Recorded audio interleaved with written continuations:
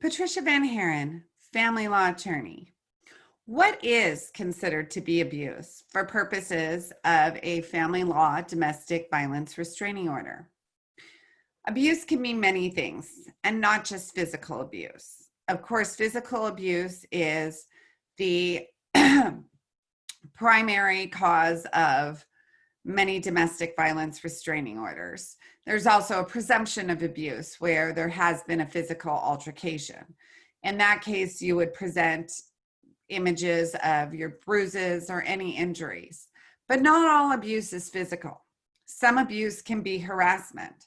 And harassment may mean multiple phone calls over and over again, especially in a short period of time. It is illegal to repeatedly call somebody that doesn't want to receive contact from you. So if you have a phone log showing 50 phone calls in one day from your ex-spouse and 50 voice messages, you will want to present that to the court. Also, hostile or threatening text messages or emails are considered to be domestic violence.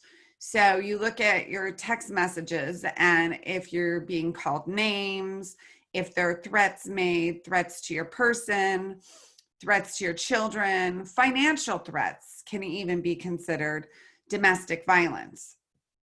We've had a case where a spouse had sent repeated memes to their former spouse.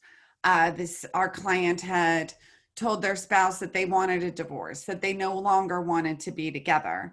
And their spouse went from sending hostile and threatening text messages, calling them names, to sending them pictures, saying how much they loved them, sending old wedding photos, begging them to call them. And then they would switch to angry, hostile text messages.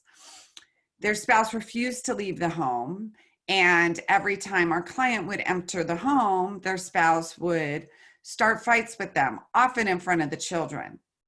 Our client felt that she had no option but to proceed to filing a domestic violence restraining order. We were able to get her the protection she needs and even have her spouse move out of the home based on the numerous voicemails, text messages, and phone calls, even though there had been no physical violence at that time. So if you have any questions about what the court will consider to be abuse, give us a call or shoot us over an email and we'll be happy to assist.